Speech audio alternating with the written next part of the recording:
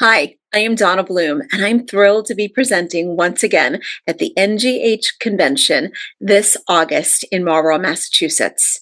This year, I've got two amazing presentations. On Saturday, I will be doing optimizing teenage hypnosis sessions.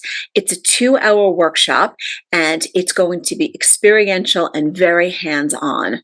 We'll start off talking about the interactions between parents and teenagers and how to give a pre-talk to both parents and the teens. Then we'll be getting into the details of working with those teenage clients.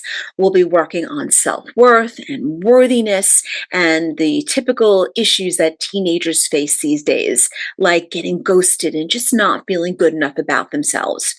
You'll be learning strategies that you can use immediately when you get back to your office. Then on Friday, I'm going to be doing a class for newbies, maximizing your first hypnosis convention. If you're brand new to any type of convention, it can be overwhelming. And in the hour-long presentation Friday morning at 9, I'll be sharing some strategies that I have used over the years to really have an amazing time at the convention. Here's a strategy for you. Bring a notebook. So join me, sign up for the NGH convention. You're going to have a great time.